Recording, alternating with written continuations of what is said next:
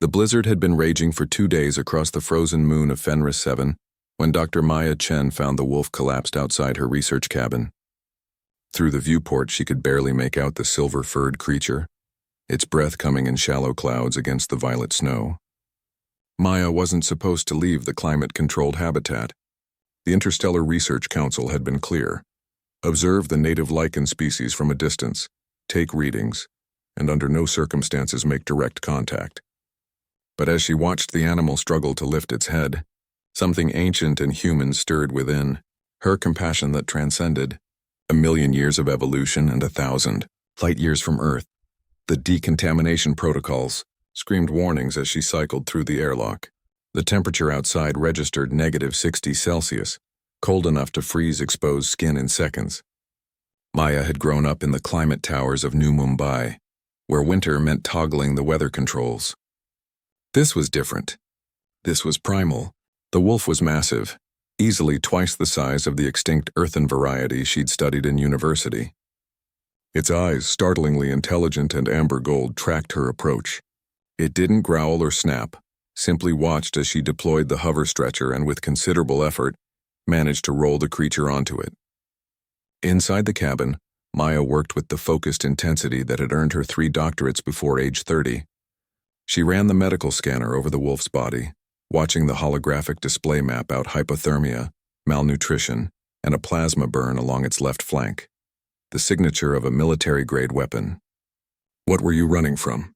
she murmured, applying synthetic tissue regenerator to the wound. The wolf's eyes never left her face. For 3 days, Maya nursed her unexpected patient. She fed it synthesized proteins from her own supplies, rigged a heating unit beside the makeshift bed she'd created from thermal blankets, and monitored its vitals obsessively. The council sent increasingly stern messages demanding her weekly report.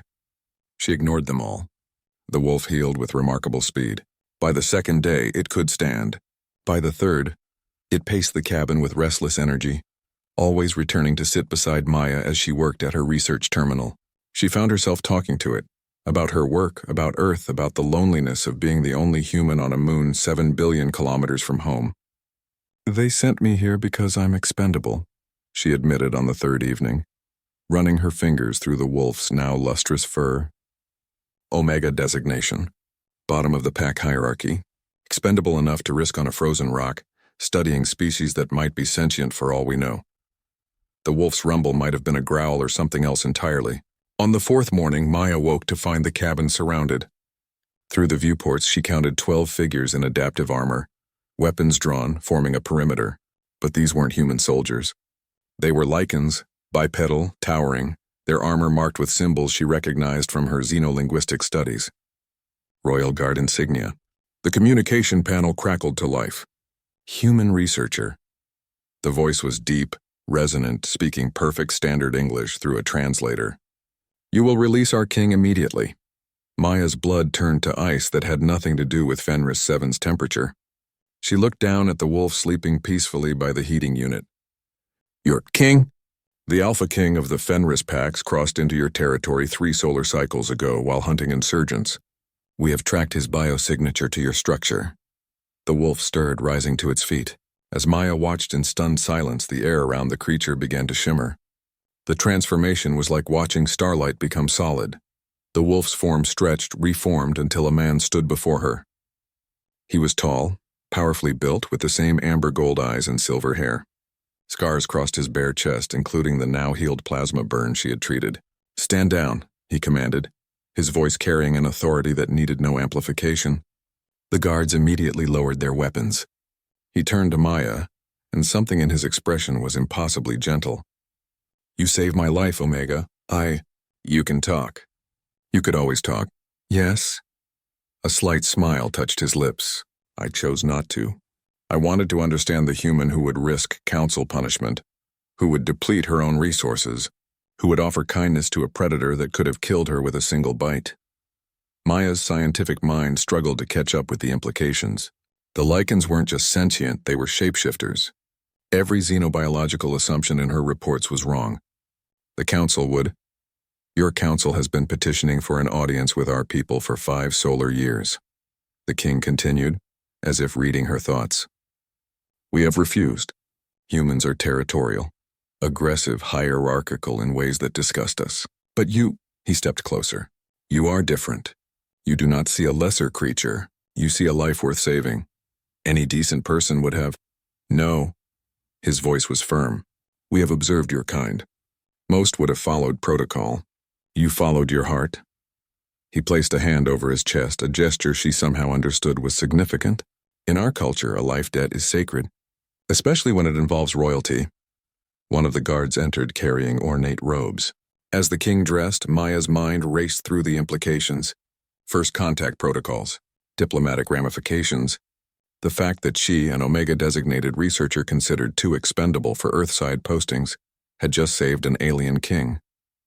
I will be requesting formal negotiations with your council, the king said, fastening the last clasp. But I will only speak with one representative. His amber eyes locked onto hers. You, Dr. Maya Chen, you will have full authority to negotiate on humanity's behalf.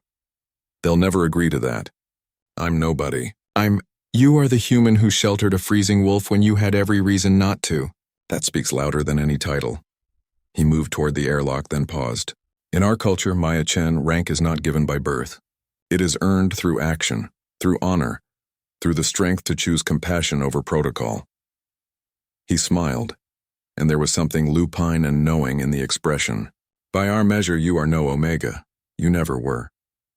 As the Lycans departed, their ships rising like silver crescents against Fenris 7's purple sky, Maya stood at the viewport. Her communicator was already lighting up with frantic messages from the council, but she didn't reach for it yet. She thought about hierarchies and designations, about humans who crossed galaxies but sometimes forgot how to cross the distance between fear and understanding. She thought about a wolf in the snow and a choice that seemed impossibly simple at the time. Sometimes, Maya reflected, the most human thing you could do was remember that kindness required no protocol, no authorization, no designation. Sometimes being human was enough. The communicator chimed again. Maya smiled and reached for it. It was time to teach the council what she'd learned from a freezing wolf and an alien king. That true strength wasn't about dominance or hierarchy. It was about knowing when to open the door.